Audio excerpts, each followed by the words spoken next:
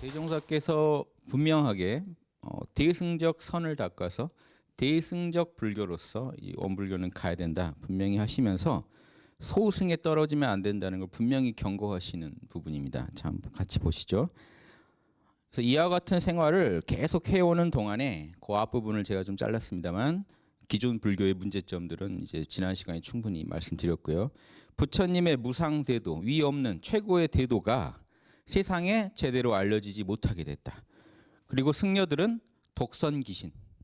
독선귀신은 맹자에 나온 말입니다. 그래서 이 재밌죠. 소승을 대표하는 수로가 맹자에서 나온다는 게 재미인데 맹자가 이 두 가지를 구분합니다.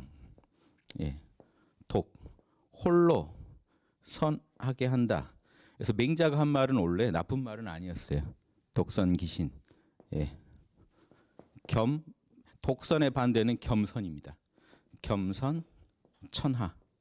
자, 이 말은 세상이 무도해서 전혀 도가 퍼지지 않을 때는 최악의 상황이에요. 그때는 홀로 자기 몸뚱이라도 선하게 만들어놔라. 그래서 그 도를 후세에 전해라 이겁니다. 여기서도 결국은 도를 전해줘야 됩니다.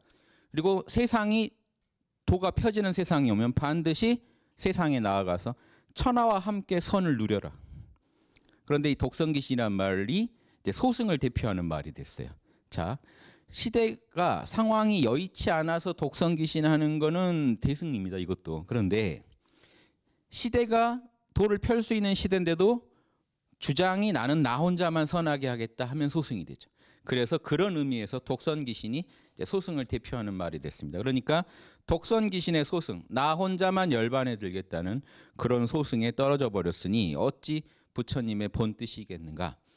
진짜로 석가모니께서는 당시 인도 성자들이 그렇게 안 합니다. 오는 제자나 받지. 적극적으로 노구를 이끌고 인도 전역을 돌면서 도를 펴시다가 마지막 돌아가실 때도 누구 하나가 또 다른 힌두 교단에서 누가 와서 마지막에라도 가시기 전에 도를 배우고 싶다 해서 제자들이 말리는데도 오라고 해서 가르쳐주고 가심.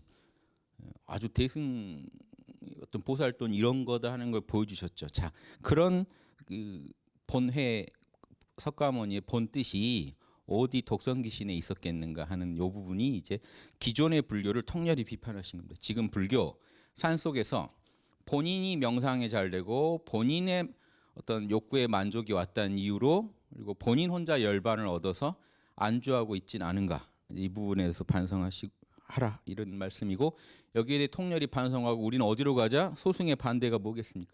대승으로 가자는 겁니다. 그러므로 부처님의 무상대도에는 변함이 없으나 대도에는 변함이 없죠. 다만 시대 속에서 그 대도가 법신불의 뜻이 온전히 펴지지 않는 그 부분에 대해서 통렬히 비판하고 우리가 뜯어 고치자 이겁니다. 부분적 교리와 제도를 혁신하면 소승인의 불교를 대중불교로 대승불교로 우리가 바꿀 수 있다. 그래서 편벽된 수행을 원만한 수행으로. 편벽됐다는 게 뭘까요? 연불하는 분은 연불만 해요. 화두하는 분은 화두만 해요. 사막을 고루 닦아야 되는데 그리고 더 나아가 육바라밀이 원만하게 구현돼야 되는데 편벽된 경전 공부하는 분은 경전만 봐요. 화두하는 분은 화두만 하고. 그래서 화두로 견성 안 하면 인정 안 합니다. 연불하는 분은 연불로 해서 뭔가 신통을 얻지 않으면 인정 안 합니다. 이게 다 이게 치우쳐 있는 거다. 그걸 원만하게 하나로 묶어서 어떻게 묶나요? 자, 참선하는 건 다 정신수양 과목으로. 실제로 좋은 선업을 짓는 거는 다 작업치사로. 그리고 경전 공부를 포함해서 화두 공부에서도 지혜의 부분은 다 사리연구로 묶으면 사막 안에 다 들어오지 않냐. 개정해라는 거는 초기 불교 때부터 강조되어 온 건데 지금 이 의미가 되게 확장된 겁니다. 실제로. 개정해를 사리연구, 정신수양, 작업치사 이렇게 설명하셨을 때는 벌써 대승적으로 원만한 수행으로 바꿔놓은 거예요. 세상 어디 가도 할 수 있게 바꿔놓은 거예요. 출가에서 닦는 개정해가 아니라 삶 속에서 선정과 지혜와 계율을 닦아가자 하는 그 가르침이니까 지금 이 부분도 이미 대안을 제시해놓고 얘기하시는 거라는 거죠. 편벽된 거 원만하게 고치자. 부분적인 또 교리와 제도를 혁신해서 소승불교를 대승불교로. 대승불교다 이때 느낌이 오셔야 돼요. 그러면 독선귀신의 반대는 겸선천하죠. 천하가 다 함께 불법을 누리자는 거예요. 그러니까 산에서 소수만 누리는 불교를 대중이 직장 생활하고 가정 생활하고 아이 키우고 부모님 모시고 이 이 결혼 생활하는 중에 거기서 도가 퍼지는 그 불법을 천명해야 된다. 이거는 뭐 더 이상 얘기할 게 없죠. 21세기에 당연히 이 가르침이 아니건 전 세계가 구제될 수 없습니다. 지금 이 시대가 힘드니까 또요. 힘들다고 힐링이니 뭐니 해가지고 또 다시 산속으로 들어가는 풍조가 지금 있습니다.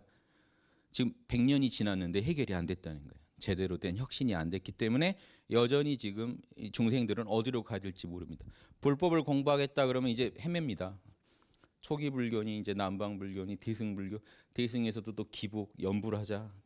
어차피 이 세상은 글렀다 정토 가자. 정토 가서 되게 열심히 공부하자.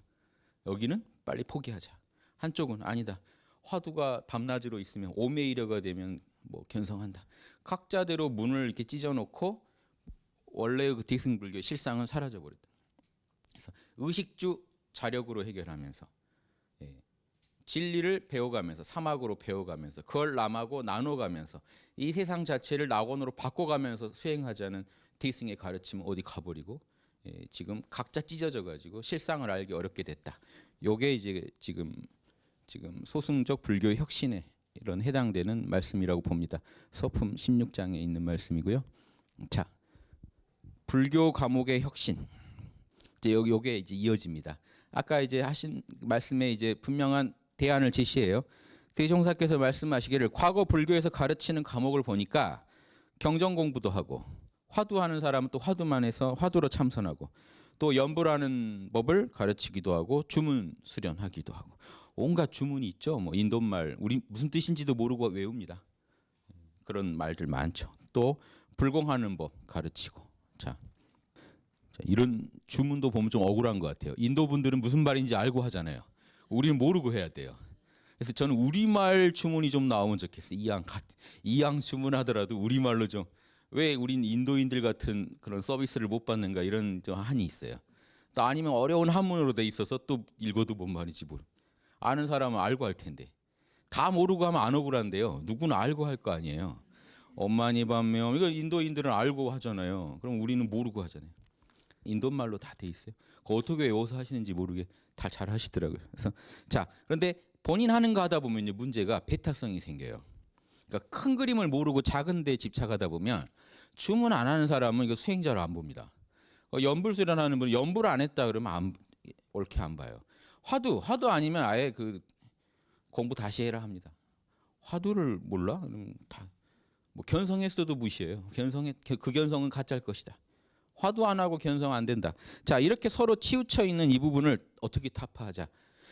우리 결에서 이런 대안이 나왔는데 우리는 얼마나 지금 우리 결에가 알고 쓰나. 언어 안 통한 사람들 일단 차치하고 우리 회사 좀 요즘은 이제 외국어로 번역이 많이 돼서 다 같이 또 알고 할 수도 있겠네요. 아무튼 일단 우리가 먼저 정확히 이해하는 사람들이 실천하면 좋겠다 하는 말씀 나누고 그 가르치는 본의를 내가 생각해 보면 먼저 경전을 가르치는 거는 불교에 대한 교리나 제도, 역사를 알게 하고자 하며 화두를 붙잡게 하는 거는 화두를 들고 좌선시키는 거는 경전으로는 말로는 못 배우는 게 있어요. 언어가 끊어진 자리. 그러면 화두라는 게요. 그걸 풀면은 진리를 알 수 있는 퀴즈입니다. 공적 퀴즈라고 해서 공안 그래요. 공안. 자. 공적인 안건 그럽니다. 이 공문서예요. 근데 안건은 안건인데 이게 문서 안자인데 해결해야 할 안건입니다. 그러니까 공적으로 반드시 풀어야 할 안건. 개인적인 안건은 안 푸셔도 되죠, 여러분이. 그 스님들끼리 푼 거지 여러분이 신경 쓸 필요는 없죠. 근데 공적인 안건은요. 사람이면 다 풀어야 되는 퀴즈라는 거예요. 이 문제 풀어봐라 이거예요. 부처가 뭡니까? 뜰 앞에 잣나무. 왜 이렇게 했는지 푸셔야 돼요. 그래서 저는 안 풀면 안 될까? 이거 푸셔야 돼요. 왜냐? 풀어야 진리를 알 수 있습니다. 재밌죠? 다 이런 거예요. 선문답에 있는 그것들이 화두라는 게 그 퀴즈예요. 그 퀴즈를 풀면 진리를 얻게 돼 있어요. 여러분 안에 이론상도 만나게 돼 있고 첫째, 이론상을 만나게 돼 있어요. 저걸 풀면. 두 번째, 이론상 안에 내재된 진리를 볼 수 있어요. 그러니까 일체유심조 이런 만법이다 참나의 작용이다 이론상의 작용이다 이것도 진리죠. 이런 진리를 얻을 수가 있어요. 그러니까 그 화두라는 데서 세종사께서는 이 견성의 도구로만 보지 않으시고 지혜의 도구로도 보십니다. 그러니까 경전에서 못 가르쳐주고 말로 가르쳐주기 어려운 현묘한 진리를 깨치게 합니다 하는 게 이론상만 만나는 게 아니고 이론상 안에 내재되어 있는 진리까지도 깨우치게 도와준다. 그래서 이 화두는요 나중에 사막으로 정리할 때 참선 분야로 안 들어가고 사리 연구로 들어가는 겁니다. 본성이 어떻게 생겼구나 요걸 알 수 있게 하는 퀴즈이기 때문에 화두는 본성이 어떻게 생겼구나 하면 사리 연구거든요. 본성과 하나가 되는 건 정신수양. 그러니까 사실 화두는 두 개를 다 가지고 있어요. 그중에 지혜 쪽으로 이제 강조해서 말씀해 주신 거고, 연불과 주문은 이제 순수하게 정신수양으로 보신 겁니다. 연불과 주문은 그걸 자꾸 읽게 하는 거는 번거로운 세상에서 사는 사람이 애착, 탐착, 마음에 욕심 나는 거, 그게 많아가지고 진리로 못 들어오니까, 정도로 못 들어오니까 정신을 통일시켜서 일심 만들려고, 정신 수양시키려고 권하는 거다. 자, 불공법은 소원 성취. 이 원이 양심에 맞는 원이어야겠죠. 중생 모두 살리는 원이어야겠죠. 그 원을 성취시키고 불사의 도움을 얻기 위해서 부처님의 일을 하는데 도움 주기 위해서 작업치사에 해당됩니다. 좋은 업지자고 하는 게 불공이다. 이건 좋게 해서 간 거고, 우리가 이제 요즘 불공은 이제 많이 왜곡돼 있기 때문에 결국 그 절 하나 조차고 하는 일도 있습니다. 그러니까 이건 알 수 없는 건데 이런 취지로 한 것 같다. 그래서 이렇게 이 과목들이 각자 그럼 의미가 있죠. 버릴 게 아니라는 겁니다. 버릴 건 아닌데, 자, 왜 문제냐? 이걸 정리해야 되는 이유가 뭐냐? 신자들이 이 과목을 배우는데 한 사람이 다 배워야 하는데 지금 이 분야가 정신수양, 사리연구, 작업치사에 다 걸쳐 있기 때문에 사실은 핵심은 다 배워야 되죠. 자세히는 몰라도 핵심은 다 배워야 되는데 이 과목 중에 한두 과목 배워가지고 거기에 집착해서 편벽된 수행으로 나아간다. 편벽된 수행은 원만한 수행으로 바꾸자는 거죠. 그 말씀 하시는 겁니다. 구체적으로 원만하게 어떻게 바꿀 거냐? 서로 파당지어 가지고 신앙과 수행에서 장애가 온다.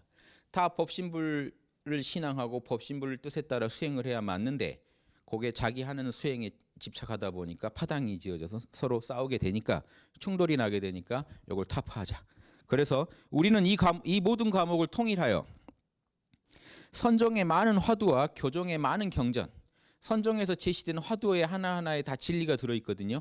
그 진리를 사리연구 때 시키겠다는 거죠. 그래서 그 화두에 담겨져 있는 이건 형이상학적 진리죠. 경전으로 말할 수 없는 그 진리와 경전에서 설명된 진리로 단련시켜가지고 번거로운 화두나 경전 다 놓아버리고 그중에 핵심만 딱 추려서 지도해가지고 화두 경전의 핵심을 연구시키면 사리연구가 탁월해지지 않겠는가 이겁니다. 그래서 그중에 제일 강령과 요지를 밝힌 화두와 경전을 일과 이치에 대한 사리에 대한 연구력을 얻는 과목으로 정해놓고, 경전도 너무 번잡하죠. 팔만대장경이 너무 번잡하니까 핵심만 딱 추려서, 원불교 하시는 분들 편하신 겁니다. 경전 아무튼 이 단권화돼 있잖아요. 다른 데는 힘들어요. 뭐 경전도요 내용이 달라요. 문제는 취지가 다 달라버려요. 경전 문파마다. 공종은 공만 강조해요. 상종은 우주가 어떻게 일체의심주로 나왔는지만 강조해요. 또 이 초기 불교는 열반에 빨리 들자는 얘기만 해요. 또 어떤 경전은 복지어서 좋은 세상 하늘나라 가자는 얘기만 있습니다. 요 문파들이 다 달라요. 그래서 저도 처음 불교 공부할 때 멘붕이 바로 오더라고요. 이 경전을 겨우 이해해 놓으면 다음 경전 읽으면 다 무너져요. 논리가 하나도 안 맞아요. 서로. 이거 다 이해하는데 제가 아주 고생했는데 단권화돼 있다는 거, 이거 아주 좋은 겁니다. 경전이 단권화돼. 제가 중국을 부러워하면서도 중국에 안 태어나길 다행이다는 게 뭔지 아세요? 사고전서가 있어요. 중국에는. 중국에서 인문학을 하려면 사고전서를 읽어야 됩니다. 그러면 와 해요. 주역 하나만 해도 몇천 년간 누적된 그 주석서들이, 근데 우리나라는 거의 없어요. 먼저 요령을 알고 방대한 데 들어가면 자유자재로 노는데요. 요령을 모르고 방대한 데 들어가면 길을 잃어요. 다시는 경전은 내가 떠들어 보지도 않겠다까지 갑니다. 어려워서. 그래서 이 요약이 잘 돼 있다. 이거 아주 중요합니다. 그리고 그래서 화두도 1700공안 보통 그런데 지금 의도요목에서 추려놨죠. 그럼 그거 가지고 그 경전 가지고 연구하면, 자 먼저 가보신 분이 이 경전의 이 의도만 의심의 그 퀴즈들만 연구하면, 문제들만 잘 연구하면 똑같은 진리를 얻게 돼 있다. 1700공안 연구하는 게 이 안에 다 있다라고 스승이 딱 추려만 주시면 공부하시기 아주 좋겠죠. 그래서 그게 다 돼 있다 하는 거, 그걸 해놓으신 거예요. 해놓고 지금 편백된 거 원만하게 바꾸자라고 얘기하신 것이 대안도 없이 바꿔보자, 그냥 그리 가야 되지 않겠는가, 이 얘기가 아니죠. 그래서 저는 이 말씀들이 힘이 있고 지금 바로 구현할 수 있다는 겁니다. 이미 다 정리가 돼 있기 때문에. 두 번째, 연불, 좌선, 주문을 단련하여 요 과목들은 정신을 통일시키는 정신수양 과목으로 쓰자. 그리고 불공은, 구체적으로는 불공에 대해서는요, 모든 계율과 계율을 잘 지키자. 그래서 우리가 지켜야 할 정확한 계율들. 그다음에 과보를 받는 내역. 과보를 받는 내역이 이거죠. 제가 늘 말씀드리는, 자, 이론상은 우주 만유의 본원으로서 존재하고, 우주에는 음과 양이 돌아갑니다. 그래서 우주에 대한 12이해 중에서 이쪽이 시예요. 이쪽이 비. 여러분이 하는 일은요, 12이해로 다 설명 가능합니다. 그게 조합된 거예요, 그냥. 그래서 스펙트럼은 다양한데 극단을 놓고 보면 C랑 B, 양극단이, 이랑 해예요, 양극단이. 여러분이 하시는 일은 모두에게 이롭거나 옳거나 아니면 그릇됐거나 잘못됐거나 모두에게 해를 끼친. 그래서 이쪽이 상극 쪽이고 이쪽이 상생 쪽입니다. 그래서 상생 쪽으로 업을 계속 지으면 그 결실이 과보가 반드시 맺어지고, 이 B랑 해 쪽으로 나쁜 업을 자꾸 지으면 이것 또한 분명히 과보를 맺게 하늘이 해줍니다. 그래서 요 부분을 우리가 정확히 알아야 되니까 과보를 받는 내역이 이겁니다. 어떤 식으로 과보를 받는지, 내가 하는 일이 C인지 B인지, 요걸 가지고 실제로 어떤 과보가 나타나는지 요 내역을 정확히 알고, 그리고 또 하나 더, 사은의 토, 천지의 은혜, 부모의 은혜, 동포의 은혜, 법률의 은혜를 통해서 어떻게 그 토가 이 땅에 은혜를 끼치는지 알면 보은이 나오고 배은이 나오죠. 보은을 할 것인지 배은을 할 것인지, 이게 이로울 것인지 해로울 것인지. 천지의 도에, 그리고 그 천지의 은혜, 부모의 은혜, 동포의 은혜, 법률의 은혜, 법신불의 사은을, 그 네 가지 은혜에 대해서 여러분도 같이 그 은혜를 갚는 쪽으로 가면 모두에게 이로운 일을 하는 거고요. 그 은혜를 저버리고 배신하면 모두에게 해를 끼치겠죠. 그걸로 이 우주 중생들이 다 살아가는데, 그 은혜를 내가 배은해가지고 망쳐버리면 모두에게 해가 되겠죠. 요거를 딱 알게 해가지고 보은을 하고 배은하지 말라는 거죠. 시를 하고 이로움을 하고, 잘못된 걸 하지 말고 해로운 걸 하지 마라. 그렇게 해서 세간 생활에서 적절한 작업치사의 과목을 정하면 된다. 그럼 이렇게 되면 이 3대 과목만 하면 어떻게 돼요? 기존 불법의 정수는 다 들어오게 된다. 대단하신 말씀이죠. 자, 이렇게 하면, 자, 첫 번째, 사리 연구 과목을 단련하게 되면 부처님과 같이 이무에 진리에 걸림이 없고 사무에 일에 걸림이 없는 연구력을 얻게 된다. 자, 무슨 말씀이신지 이미 다 설명됐습니다만 보세요. 이치에 걸림이 없다는 게, 이 이론상짜리가 우주의 근원으로서 되고, 음인이 양인이는 쪼개져 있으니까 작아져 있죠. 큰 게 쪼개진 거고. 자, 이거를요 이렇게 추상적으로만 이해하시면 안 돼요. 지금 여러분 내면의 공적영지가 됩니다. 생각, 감정, 오감 이전에 지금 저를 보고 계신 그 여러분 존재의 핵이 돼요. 거기는 쪼개져 있지 않아요. 근데 한 생각이 일어나면 쪼개져요. 그 생각은요 벌써 제한돼 있거든요. 이렇다 저렇다 다 쪼개져 있습니다. 쪼개진 것들이 나타나요. 생각, 감정, 오감. 오감도 다 쪼개져 있죠. 소리, 색깔, 냄새, 맛, 촉감 다 쪼개져 있어요. 쪼개져 있는 게 지금 여러분 마음을 채우고 있어요. 1인 1법계입니다. 여러분 한 분이 하나의 법계를 이루고 살아요. 여러분 내면에 시간 공간 흐르죠. 거기가 법계예요. 진리의 세계예요. 여러분 내면에서 흐르는 시간과 공간, 지금 남의 마음에서는 어떻게 흐르는지 몰라요. 내 거로 유추하는 거지. 남들도 이러려니 하지. 지금 남들 마음 보신 적 있으세요? 예. 자, 우리는 한 명 한 명이 각자의 세계를 살아갑니다. 근데 이 법의 세계, 결국 이게 진리의 세계를 살아가요. 근데 세계가 뭐냐? 세는 10, 20, 30 뭡니까? 30년을 말해요. 시간의 흐름입니다. 개는요. 밭을 이렇게 구획해 놓은 거예요. 공간이에요. 새는 시간, 개는 공간을 상징합니다. 자, 여러분 마음에는요. 이게 여러분 마음에 있어요. 시공간이. 명상 깊이 들어가서 순수한 이론상 상태, 공적영지 상태에 들어가시면 시간 공간 인식이 안 됩니다. 존재만 하지. 텅 비어서 알아차리고만 있어요. 텅 비었다는 게 시공 인식이 안 돼요. 그런데 한 생각이 딱 일어나면요. 그 생각에 앞뒤가 나옵니다. 시간의 흐름이 시작돼요. 보세요. 나는 배고파. 시간이 전제되지 않고 이 말은 불가능해요. 성립이 안 됩니다. 갑자기 명상 잘해서 시공을 초월했다가 아이고 배고파. 지금 시간이 여러분 우주에 나타난 거예요. 객관적인 시간을 얘기하는 게 아니에요. 일체 유심조는 1차적으로 여러분 마음에서 입증이 돼야 돼요. 예전 어른들도 다 자기 마음에서 깨달은 거예요. 객관적인 우주를 우린 말할 수 없어요. 내 마음 안에 들어와 있는 우주를 가지고 얘기하는 거예요. 객관적이지 않다는 건 아닙니다. 나는 내 마음 안에서 인식된 우주를 가지고 설명해야 그게 더 자명한 얘기라는 거죠. 자, 그러니까 지금 내 마음 안에서 깊은 명상에 이런 상 자리에 들어가 있을 때는 시공 인식을 못 하다가 아이고 배고파 하는 순간 시간이 나타납니다. 그다음에 공간이 펼쳐져요. 한 생각이 일어나면 내 몸에 앞뒤가 나옵니다. 그다음에 나와 남이 들어와요. 나 말고 남들이 나타납니다. 내 마음에. 그러면서 시간, 공간 그리고 무슨 수많은 주객이 출현해요. 그런데 그게 대에서 소가 나오는 과정입니다. 여러분 마음에서 나타나는 것처럼 온 우주에서도 나타났다는 것을 유추해 볼 수도 있겠죠. 일단 여러분께 먼저예요. 여러분이 아셔야 되는 건 여러분의 공적영지밖에 볼 수가 없어요. 밖으로 나가면요 절대 못 봐요. 오감밖에 없습니다. 밖에는. 온 우주를 우주선 타고 돌아다녀 보세요. 많은 별들만 보겠죠. 오감만 봅니다. 결국 그 오감을 존재하게 하는 근원은 자기 내면에서 봐야 돼요. 그래서 어느 시대고 도인들이 나오는 겁니다. 그걸 보신 분들이 나와요. 인류 중에. 밖으로만 의식을 뻗고 있는데 안을 보신 분들이 나와요. 그런 사람 몇 프로는 있지 않을까요? 어느 시대는. 아마 저 원시 시대에 움집 짓고 저기 암사동에 있는 움집 같은 거 짓고 살 때도 어떤 양반은 안을 보고 있었을 거예요. 이상하다. 생각, 감정, 오감이 다 안에서 나오네. 시간, 공간이 안에서 나오네. 이해되세요? 이게 여러분 마음에서 우주가 창조돼가는 과정. 여러분이 살아가는 법계가 창조됩니다. 그렇게.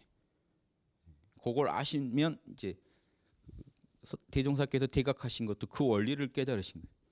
그런데 그냥 나오는 게 아니라 공식이 있더라는 거예요. 생각, 감정, 오감이 나타나서 시공이 나타났죠. 그런데 그놈들이 보니까 다 생멸하더라는 거예요. 끝없이 생멸하고 있더라는 거예요. 그럼 공식이 빤하죠. 생멸한다는 거예요.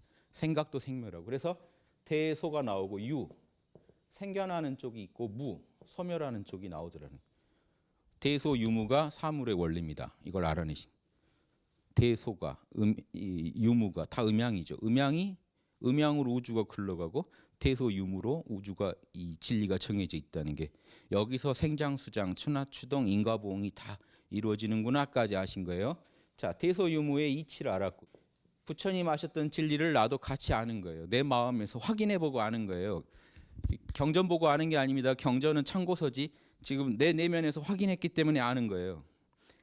자, 그렇게 해서 인과 진리대로 살아봤더니 어떻게 돼요? 마음을 굴려봤더니 한 생각이 딱 일어났을 때 그 생각이 신지, 빈지, 인지, 해지가 선명히 나뉘더라는 거예요. 공식대로. 그래서 시랑 이쪽을 택하면 유무 중에 인과공식 음양의 이 승강 중에 양의 승을 타고 작동하고 해롭고 그릇된 생각, 말, 행동을 탁 일으키면 칼같이 이쪽 카르마가 발동하더라고요. 음의 이제 카르마가 작동해서 과보를 만들어내더라고요. 요걸 가만히 보고 계시면 여러분 온 우주의 제일 밑그림을 이해하신 겁니다. 12이해를 이렇게 알아야 사리 연구가 이무에 사무에 하는 겁니다. 그래서 대소유무의 진리에 걸림이 없고 12이해를 쓰는데 실천하는데 사에도 걸림이 없고 여기서는 어떤 게 시가 되고 어떤 게 비가 되고가 중요합니다. 사리 연구에서는. 어떤 게 시가 되고 어떤 게 비가 되고 어떤 게 모두에게 은혜롭고 어떤 게 은혜를 배신하는 행동인지 이게 분명하게 알아져야 돼요. 그래서 본 배은이 정확하게 사리 연구에서 안 나오면 작업치사에서 현실화되기가 힘들죠. 정확히 모르시면 못합니다. 담배가 몸에 해롭다 말은 듣죠. 정확히 어떻게 해로운지 모르면 막연하면 또 해봐요. 그렇죠. 그 분야에 아주 의사 선생님 아니면 잘 모를걸요. 근데 의사 선생님들은 왜 더 조심할까요? 담배 한 모금이 막 다 느껴지지 않을까요? 지금 폐에서 뭔 짓을 하고 있군. 여기 혈관을 지금 어떻게 만들고 있군. 알면요 이게 못해요. 마찬가지로 어떤 게 선을 낳고 어떤 게 악을 낳는지, 어떤 게 은혜를 갚는 거고 어떤 게 은혜를 배신하는 건지 정확히 알수록 못합니다. 하고 싶어도 못해요. 이걸 하면 은혜가 다 망가져서 나로 인해 천지가 망가진다는 걸 아는데 어떻게 해요? 그걸요, 이 중력법칙처럼 따르시게 됩니다. 산에 가서 함부로 그 절벽에서 한번 뛰어보지 않죠. 절대로. 아니까, 공식을 아니까. 뭐 성격이 좋고 안 좋고 상관없어요. 아무도 거기서 뛰어내리지 않아요. 그래서 볼보살은 성격이 좋은 사람이 아닙니다. 공식을 아는 사람입니다. 공식을 아니까 함부로 할 수가 없어요. 그래서 성격이 지금 나는 성격이 너무 안 좋아, 이 공부하기엔 너무 안 좋아, 그런 건 없어요. 그거는 공부를 오해하시는 거예요. 불보살들이 다 온화한 미소로만 사실 거라고 생각하지 마시고 그분들은 다양한 개성과 성격을 갖고 계신데 공식을 알고 사십니다.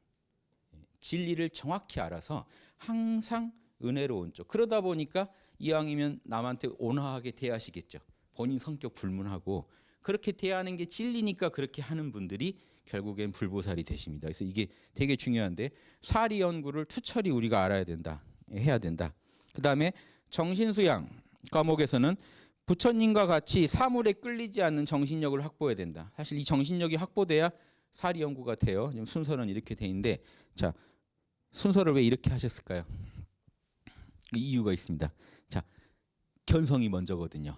이 견성, 양성, 솔성으로 얘기할 땐 견성이 먼저. 본성을 정확히 알고 그 본성을 정신수양을 통해. 그럼 자나깨나 내가 알아낸 이 대소유무 12이해의 이치를 사리를 품고 다녀야지 놔버리면 안 되잖아요. 공부할 때만 알고 평소 살 때는 막 살고. 아까 중력의 법칙은 조심해서 평소에도 품고 다니시면서 이런 진리는 들을 때만 알고 여기서 나가시면서 벌써 홀가분하게 벗어놓고 그러기가 쉽죠. 그러니까 품고 다니라는 거예요. 정신수양하는 자세로 계속해서 그 진리를 품고 다니라는 거예요. 정신수양은 욕망에 탐진 채 안 끌려가고 계속 내가 알아낸 진리를 품고 배양하자는 겁니다. 그러면 작업 취사, 실제로 취사 과목에서는 부처님처럼 불의는 절대 안 하고 정의는 반드시 하는 그런 분석과 실행 능력이 취사력이죠. 취사력을 얻게 된다. 자, 이렇게 해서 견성, 연구 과목을 잘 닦으면 견성을 하시는 거고 수양 과목을 잘 닦으면 이때는 견성 이후의 수양입니다. 견성 이전의 수양도 있겠죠. 물론 견성 이후의 이 수양은 배양, 양성이 되고요. 취사는 실제로 본성대로 사는 솔성 과목이 됩니다. 그래서 견성, 양성, 솔성이 다 갖춰진다. 이 3대력으로서 일상생활에 불공하는 자료를 삼아 불공이에요. 일상생활에 이렇게 부처님 뜻 따르는 사막 닦는 게 그대로 불공이다. 무슨 일이든 사막으로 처리하시는 게 불공입니다. 그 관련된 진리들이 다 부처님들이고 그 진리대로 내가 일을 처리하는 게 불공이다. 이 모든 소원을 달성하는 원동력을 삼게 하면 이 3대력을 가지고 이 사막의 힘으로 모든 일을 달성할 수 있다. 불공을 성취할 수 있다. 그러면 교리가 자연히 통일될 것이고 그러면 불교 종파가 많은데 통일될 수 있다. 지금 불교 종파 통일을 얘기하시는 겁니다. 큰 그림을 그리신 거예요. 불법 연구에서 세운 건요. 세우신 원은 제가 볼 때는 하나의 종파를 창종하는 게 아니라 불교 전체를 아우르는 큰 그림을 제시한. 지금 연불 괜찮아. 화두 괜찮아. 다 사막 중에 하나니까 다 해봐. 이 과목 그런데 큰 그림은 알고 해. 큰 그림만 알고 하면 다 하나로 결국 수렴될 수밖에 없어. 그럼 부처님 뜻이 지금 이 땅에서 구현될 수밖에 없어. 이 종파를 초월해서요. 한국 불교가 나아가야 할 길을 지시하신 겁니다. 그래서 모든 그런 교리가 자연히 통일될 것이고 신자의 수행 또한 원만해질 것이다. 교리가 통일되니까 수행도 서로 치우치지 않는 수행, 원만한 수행을 모든 불자들이 하게 될 것이다. 요 큰 그림 이해되시죠? 예, 요 말씀도 제가 혼자 흥분해서 하는 게 아니고 요 말씀들이 이 땅에 다 이루어졌으면 좋은 거 아닌가요? 지금 돼야 되는 거 아닌가요? 그래서 이런 걸 생각하면 지금 이런 게 갖춰져야 이 사회에 지금 많은 무슨 혐오 사건, 뭐 묻지마 살인, 지금 뭐 경제 문제, 실업 문제, 지금 뭐 OECD 국가 중에 안 좋은 거는 다 1위를 맡아서 하고 있잖아요.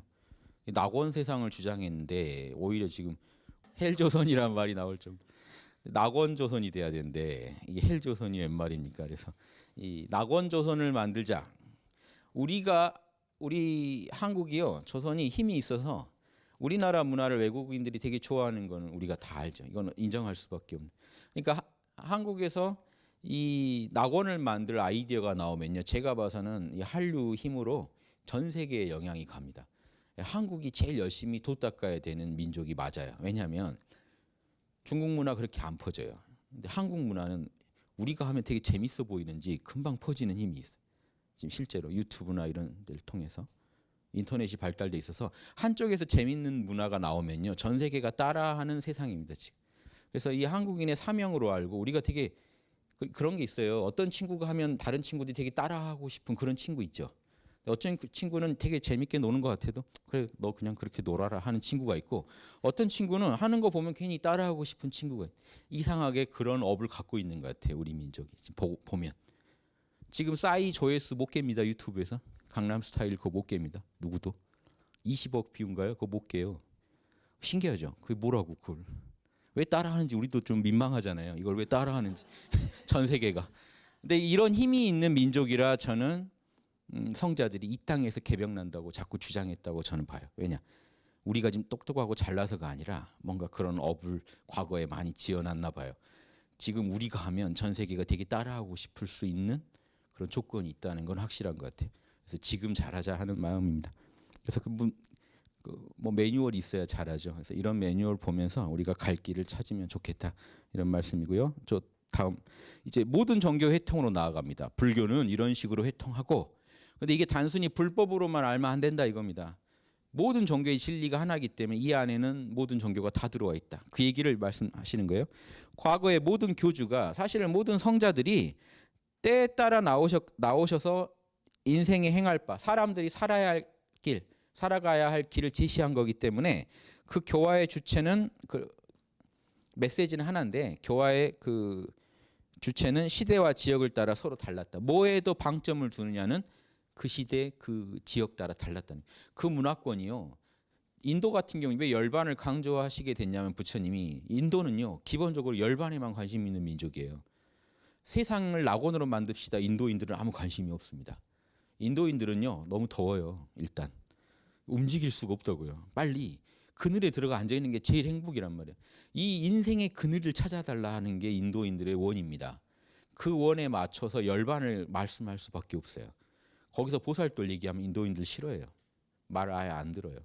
근데 이쪽 추운 나라들은요 가만히 있으면 못 견딥니다. 부지런해요. 열심히 보살도 하자는 얘기가 짝짝 들어와요. 그렇게 합니다. 예수님은요 이스라엘 갔더니 어때요? 거기는 무슨 참나 이런 얘기 할 분위기가 아니에요. 오로지 하느님 얘기밖에 안 해요. 아버지. 그리고 사상이 어때요? 아버지로부터 우린 다 아버지한테 그 죄인으로 낙인 찍혔다는 게 일단 전제돼 있죠. 우린 죄인입니다로 시작해요. 예수님이 보니까 여기는 다 죄인이라는 의식을 안고 살아요. 우리는 원죄를 갖고 있다. 그럼 예수님은 뭐라고 해야 돼요? 불교식으로는 일체가 공하다 할 얘기를 거기 가서는 너의 죄를 사하노라로 시작해야 돼요. 그래야 이제 자유로워지거든요. 죄인이란 사람들을 붙잡고요, 사실 넌 죄가 없어 이런 얘기는 안 먹힌단 말이야. 이해되시죠? 그건 그 사회를 아주 구성하는 기본 이론이기 때문에 인정하면서 가르침을 펴다 보니까 조금씩 방점이 달라져요. 그쪽 가서는 예수님이 아무리 뭔 얘기를 하고 싶어도 거기서는 아버지 얘기 안 하고는 어차피 안 먹히고, 인도에서는 열반 얘기 안 하고는 안 먹혀요. 형이상의 세계. 이쪽 동양에서는 구체적 실증을 가지고 얘기 안 하면 안 먹혀요. 무슨 뭐 도를 얘기하더니 가정 하나 못 꾸리네 이렇게 비판한단 말이에요. 동양은 수신제가 치고 평천하로 비판을 해요. 그럼 너 천하 경영할 수 있어 뭐 이런 식으로 요구한단 말이에요. 그리스 가면 지혜를 요구합니다. 설명해봐 논리적으로. 문화마다 다 추구하는 게 달라요. 그러니까 달라지는 거예요. 그래서 동양에서도 또 도교가 다르고 유교가 다르죠. 유교는 세속에서 어떻게 올바로 사는지에 초점을 두고 있고, 도교는 어떻게 우리 내면의 생명력을 배양하는지에 관심이 있어요. 도교는 호흡 수련하잖아요. 우리 안에 생명력에 해치지 않고 생명력을 무럭무럭 잘 키우고 배양하는 데 관심이 있어요. 순수한 생명력. 그러니까 생각 많이 해도 안 되죠. 나쁜 마음 먹어도 안 돼요. 생명력, 우리의 타고난 원기를 배양하려면 우리가 관리도, 생활 관리도 잘해야 돼요. 그런 관점에서 도교는 도를 설명합니다. 유교는 가정경영, 천하경영을 가지고 설명합니다. 불교는 인도에서 발생하다 보니까 형이상학적 열반의 세계를 얘기하면서 시작합니다. 그러니까 불가는요, 우주 만유의 형체 없는 거를 주체 삼아요. 형체 없는 얘기에서 이 얘기를 시작합니다. 공, 열반 다 형체 없는 세계죠. 그런데 그 안에 그런데 결국 다 회통돼요. 그 텅 빈 공 안에 불생불멸의 진리와 영원한 진리와 그 진리가 작용했을 때 인과 보응이 선명하다는, 인과 보응의 이치가 선명하게 갖춰져 있다가 펼쳐진다는 거. 이걸 가지고 전미개오, 미혹한 사람들을 다 저는 궁굴린다는 거죠. 미혹한 사람을 전환시켜서 굴려가지고 깨달음을 열어줬다, 깨닫게 해줬다. 그걸 주로 밝혔고, 인도에서는 저 얘기 잘해주는 게 제일 중요하니까. 유가에서는요. 왜냐하면 인도인들은요, 열반과 카르마가 주제입니다. 어떻게 열반이 될 거냐, 어떻게 카르마 문제 풀 거냐. 그러니까 인과 보응과 이런 공에 대해서 가르쳐 주신 거고, 유교에서는요, 유교는 실제로 윤리적이어야 돼요. 도인은 선을 하고 악을 안 해야 된다는데 초점이 많이 있잖아요. 그래서 우주 만유에 형상이 있는 거, 실제로 살아가는 세계. 불교가 대세계에 더 관심이 많았다면 유교는 소의 세계, 현상 세계에 들어와서 삼강오륜 어떻게 윤리적으로 살 건지, 인의지, 사랑, 정의, 예절, 지혜, 이런 양심의 덕목들을 어떻게 구현할 건지를 가르쳐서 그 효과는요, 수제치평, 수신, 내 몸이 먼저 바르게 되고, 제가, 가정이 바르게 된 다음에 치국, 나라가 다스려지고, 천하, 전 세계가 양심 세계가 된다, 낙원 세계가 된다. 아주 실질적인 건 유교가 설명 잘합니다. 낙원 세계 만드는 구체적 방법은 유교가 많이 갖고 있어요. 가정에서 어떻게 할지, 사회에서 어떻게 할지. 그러니까 지금 종교 불문하고 여러분 살다가 힘드시면 뭘 봐요? 인간관계에서 치이시면 논어 봅니다. 사람들이. 저도 이제 인문고전 책 내잖아요. 논어 못 따라가요. 논어는 이 인문학계의 삼국지예요. 삼국지 매년 나오죠. 끝없이 나오죠. 논어도 끝없이 나와요. 팔리니까. 근데 논어를 누가 보냐? 바로 직장 생활하다가 지친 분들, 팀장이 되신 분들, 이제 남 위에 서게 된 분들을 논어를 봅니다. 안 보다가도 봅니다. 가족 문제로 이제 힘들어하시는 분들, 뭔가 인간관계의 팁을 얻으려고 봅니다. 신기하죠. 여기 되게, 왜냐, 유교가 거기에 공을 들여놨기 때문에 그래요. 사람 사는 세계에 어떻게 살 건지. 그런데 유교도 문제가, 공자는 주나라 때 사람이라 이런 예절에 밝을 수밖에 없어요. 거기는요, 주나라는 무서운 나라예요. 작은 거 하나도 예절이 다 정해져 있는 나라예요. 그런 나라에서 도를 펴시니까 너무 예절이 복잡하게 얘기가 나왔단 말이에요. 지금 시대엔 그렇게 할 필요도 없는데도. 그래서 그 부분도 잘 털어서 쓰셔야 돼요. 그래서 핵심만 취하시는 게 이거예요. 인의예지와 수제치평, 요 핵심만. 상강오륜이라는 건 내가 당해서 싫은 거 남한테 하지 말고 내가 받고 싶은 거 남한테 해주자는 말이면 충분합니다. 그걸 그냥 가족관계에 적용한 것뿐이에요. 상강오륜. 그래서 하나하나 항목에 집중 안 하셔도 인의예지 잘하자 하는 게 다 들어와 있어요. 사랑, 남을 나처럼 사랑하고, 의, 정의롭고, 남한테 부당한 피해 주지 말자. 사랑은요, 내가 받고 싶은 거 남한테 해주는 거고, 정의는 내가 당해서 싫은 거 남한테 절대 안 하는 겁니다. 예절은 그런 거를 실현할 때 반드시 무례하지 않은 방식으로 겸손하게 조화를 이루면서 일을 처리해야 되고, 지, 항상 자명하게 처리해야 돼요. 일은. 천지의 도는 광명하니까 자명하게 처리하자가 지혜고, 광대무량하니까 남도 나처럼 사랑해 주자는 게 인이고, 항상 공정하고 정의는 하고 불의는 하지 말자가 의고, 예절은요, 남하고 항상 조화를 이루면서 하자는 거예요. 겸손하게 우주 전체랑 조화를 이루면서. 우주에 생사규령이 있는데 조화를 이루어야 되죠. 우리는 그거 거부 못하죠. 음양의 이런 승강을 우리가 거부할 수 있나요? 조화를 이루어야 되듯이 남하고도 조화를 이루어주자가 예절입니다. 그래서 이렇게 이해하시면 이 도가 다른 도가 아니고, 이건 있는 거 가지고 얘기한 거죠. 형상이 있는 세계에서. 자, 그래서 불가는 견성이 핵심이고, 본성이 어떤 진리가 있는지 아는 게 핵심이고, 유가는 그 진리를 현실에서 구현하는 솔성이 핵심입니다. 그래서 불가는 지금 사리 연구 쪽으로 설명을 해주신 거고요. 유가는 작업치사 쪽으로 설명해 주신 거예요. 그럼 도가, 선가는요, 이 물선에서 선가는 우주자연의 도를 주체 삼아 양성하는 방법을 가르쳐 본성을 배양해요. 늘 이 청정한 생각, 욕심 비우고 단전 호흡을 합니다. 도가는.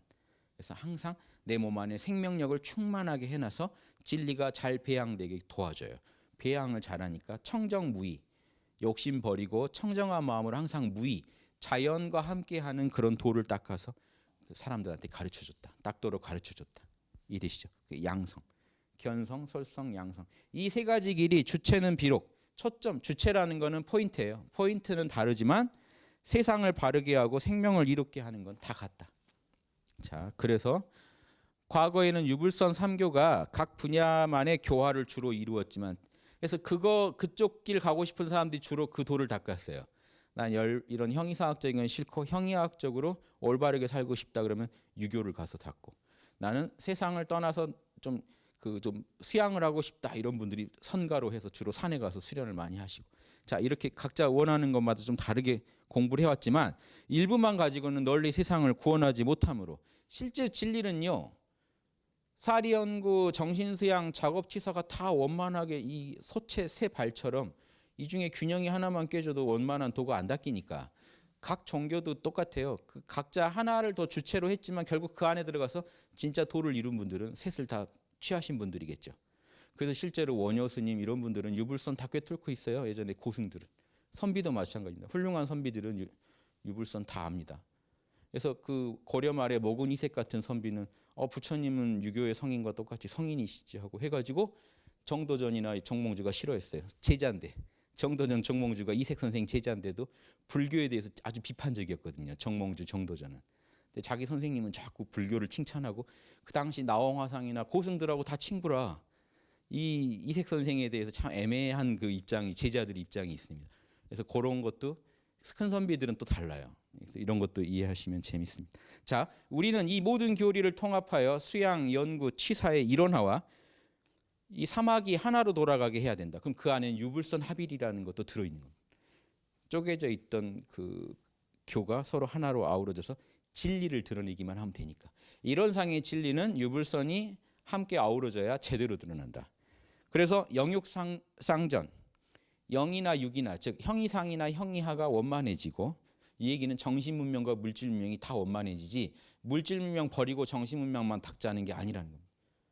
그래서 다른 말로는 그 이사병행이죠. 진리와 현상계가 함께 간다. 진리의 세계에 있는 대소유무의 이치가 현상계에서 12이해를 통해 항상 시와 이로만 드러나게 만드는 게 이사병행입니다. 자, 이렇게 공부를 하면 누구든지 이대로만 잘 공부하면 삼교의 종지를 일관할 뿐만 아니라 세계의 모든 종교의 교리며 천하의 모든 법이 다 한마음 안에 돌아와서 내 마음 안에서 다 구현될 수 있다. 사통 오달의 큰 도를 얻게 된다. 될 것이다. 교의품 1장입니다. 재밌으시죠? 저만 재밌는 거 아니죠? 예. 조금만 더 나가 볼게요. 자, 이 얘기가 또 이어져요. 이론상 얘기에서 이어져서 또 나옵니다. 유불선 얘기가 또 이어지니까 함께 볼게요. 자, 이제 이론상 얘기로 왔어요. 결국은 이론상 하나로 모아져야 됩니다. 유불선, 불교의 모든 과목을 정신수양, 사리연구, 작업치사로 모았죠. 그 안에 유불선도 해통됐다는 걸 얘기하셨죠. 결국 이게 뭐 하자는 겁니까? 이론상 드러내자는, 이론상을 신앙하고 이론상대로 닦자는 겁니다. 하나로 이제 모아지겠죠. 자, 광전이라는 분이 여쭙기를 이론상과 인간과의 관계는 어떻습니까? 그러니까 이제 인간이 어떻게 이론상을 이해하고 또 따라야 되는지 이제 이런 의문이셨겠죠. 자, 답을 보세요. 그대가 큰 진리를 물었도다. 우리 회상에서는 이론상을 모시는데, 이론상을 모시는 것은 과거 불가에서 불상 모시는 거랑 같으나, 불상은 부처님의 형체요. 육체를 모셔놨잖아요. 그런데 육체는요, 이미 이론상은 아니죠. 이론상의 덕이 밖으로 표현된 보신과 화신의 세계입니다. 법신불이 아니고, 보신은요, 여러분 카르마의 몸을 보신 거래요. 업보보자 써서. 여러분 한 생각만 해도 그게 여러분 몸이에요. 한 생각도 그게 남아있죠. 과보를 반드시 나중에 일으킵니다. 그래서 여러분이 지금 갖고 계신 과보를 보신이라고 그래요. 부처님 어떤 과보를 갖고 계실까요? 원만한 과보를 갖고 계시겠죠. 그러니까 청정법신, 법신은 청정하고 절에 가면 써있죠. 원만 보신, 부처님의 보신은 원만해요. 같은 카르마인데 원만한 시와 이의 카르마만 갖고 있단 말이에요. 남한테 이로움을 주는 옳은 자명한 진리의 카르마만 갖고 있어요. 그런 생각만 하시고 그런 말 그런 행동만 하셨기 때문에. 그리고 화신은 우리 눈에 보이게 나타나실 때 화신 그럽니다. 사실 보신이 중요해요. 카르마에 이미 있는 게 밖으로 나오는 거기 때문에 그게 우리 눈에 보게 오감의 세계 안에 들어왔을 때는 화신 그럽니다. 그래서 화신은 석가모니, 보신은 원만보신 노사나불, 법신은 청정법신 비로전합을 이렇게 절에서 얘기하잖아요. 자, 그러니까 지금 불상을 보면요, 사실은 눈에 보이게 만들었다는 측면에서는 화신인데 만들어 놓은 그 모습은 보신을 만들어 놓으신 거예요.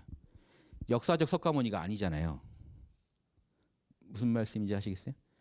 절에 가면 석가모니 너무 이렇게 딱 포동포동 하셔가지고 후덕한 이미지를 갖고 계시죠. 자, 실제 역사적 석가모니는 그렇게 생기시지 않으셨겠죠. 뭔 얘기냐면 역사적 석가모니가 화신이라면 그 화신 내면에 카르마의 몸을 그려놓은 거예요. 원만한 덕을 표현해 놓은 겁니다. 보신을 화신처럼 표현해 놓은 게 지금 불상이에요. 그러니까 지금 형체를 모셔놓은 거죠. 그런데 우리는 법신을 바로 모신다. 그 석가모니 내면의 이론상짜리 석가모니를 그렇게 만든 내면의 이론상을 바로 모신다는 거예요. 그래서 부처님의 심체를 바로 나타내는 게 이론상이다. 이 정도 구분하셔야 됩니다.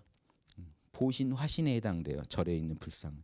그러니까 그걸 무시하자는 게 아니라 보신 화신을 그려놓은 거라는 거죠. 그런데 그 보신 화신의 주체인 이론상에서 결국 생각, 감정, 오감이 나타나서 그 보신 화신을 만든 건데 그 근원을 표시해 놓는 게 원 하나 그려놓은 게 그 이론상을 나타낸 거다.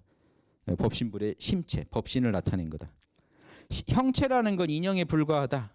심체가 광대무량하며 유무, 있고 없고를 초월해서 삼세를 관통한다는 거긴 시공이 없다는 겁니다. 시간의 근원이지 시간으로 제약되지 않는 그 자리다. 천지만물의 본원. 천지만물이 뭔데요? 생각, 감정, 오감으로 이루어져 있습니다. 여러분, 천지만물이 뭔데요? 오감으로 들어온 거 아니면 생각하신 거 아니면 감정으로 느끼신 거예요. 그것들이 다 어디서 나왔다고요? 여러분, 이론상 자리에서. 그 자리는 언어 도단, 언어의 길이 끊어진 입정처다. 고요한 자리다. 자, 그런데 이 언어 도단의 입정처, 이론상 자리, 부처님의 심체를 유가에선 뭐라고 했다고요? 태극이나 무극이요. 이 말씀이 참 좋습니다. 자, 지금 형이상학의 삼교 형이상학의 핵심을 지금 이해하실 수 있어요? 자, 이 자리 자체로는 텅 비어 있죠. 천지만물을 있건 없건 상관없이 여긴 이론상은 텅 비어 있겠죠. 공적영지니까. 텅 비어서 알아차린 이 자리를 무극이라 그래요. 그럼 언제 태극이라고 할까요? 우주를 낳을 때 태극 그래요. 우주를 어떻게 낳았나요? 음양의 이치로요. 그래서 태극에는 음양의 이치를 그려놓는 거예요. 우주를 낳았다는 측면에서의 이론상이에요. 자, 제가 혼자 그냥 산책 다니면 저는 그냥 저예요. 무극입니다. 집에 들어가면 어떻게 돼요? 아빠하고 뛰어오는 애가 있으면 제가 태극이 돼요. 아버지가 됩니다. 용돈이라도 주면 가장이 되죠. 경영이 시작되죠. 그러면 황극이라고 통해서 황극 그래요. 임금자리. 자, 텅 빈 무극자리가 있고 위대한 우주를 낳은 씨알이 되는 태극자리가 있고 황극, 우주를 경영하는 그 자리가 있어요. 근데 셋이 하나예요. 진리가 그래요. 진리가 그 자체로 이미 텅 비어 청정하는데 진리에서 만물이 나올 때는 그 자리가 아버지 뿌리 자리가 돼버리니까 뿌리일 때는 태극 그래요. 자, 태극일 때는 우주를 낳을 어떤 진리를 갖고 있어야겠죠. 그러니까 그때는 태극일 때는 음양을 표시해 놓는 겁니다. 그냥 이론상의 음양을 표시해 놓은 거예요. 이걸로 우주를 만들었다고 해 놓은 거예요. 자, 같은 얘기가요. 선가에서는 자연이나 도라고 한다. 보세요. 스스로 그러한 존재가 무극에 해당됩니다. 자연은. 이론상은 본래 스스로 그러하지 누가 시켜서 존재한 게 아니죠. 우주에 스스로 존재할 수 있는 자는 이론상밖에 없어요. 나머지는 이론상에 의해서 존재합니다. 그래서 자연이란 말 우리 쉽게 하는데 우리를 둘러싼 걸 다 자연 그러죠. 실제로는요. 자연이라는 거는 동양에선 도를 말해요. 이론상만 자연이에요. 나머지는 이론상에 의해서 굴러가는 거예요. 근데 왜 이 천지 만물을 다 자연이라고 할까요? 다 이론상의 은혜로 돌아가니까 자연 그러는 거예요. 이게 심오한 말입니다. 그냥 환경 이런 게 아니에요. 자연은. 자연 환경 그렇게 쓰시는데 자연은요. 천지 만물이 다 이론상의 진리대로 돌아간다는 뜻으로 스스로 그러하다 자연 그런 거예요. 스스로 그러한 존재는 이론상입니다. 그리고 그걸 도라고 할 때는요. 거기에 결국 또 태극을 말해요. 이론상 안에 태극이 결국 뭘까요? 이 음양이. 이론상 안에 갖춰져 있는 음양의 진리가 천지 만물이 따라야 할 길이죠. 그래서 길이라고 부르는 자연, 길, 무국, 태극 같은 말이에요. 불교에서 뭐라고 할까요? 청정, 법신불. 청정하다는 거는 이론상의 텅 빔을, 법신불은 거기에 마음법이 들어있다는 뜻이에요. 마음법이 뭘까요? 음양이에요. 음양. 자, 지금 똑같죠? 이해되세요? 이거 똑같다고 이해 못 하시면요. 그래도 불교가 좀 높지. 이러시지 마세요. 이러지 마세요. 이런 상에 거기 높낮이가 이런 상을 다 알고 설명하신 거예요. 그걸 어떻게 어디에도 방점을 두느냐에 따라서 이 종교가 맛이 달라진 거예요. 그걸 회통해서 쓰자는 게 지금 원불교 가르침. 이해되시죠? 통 크게 놓으셔야 돼요.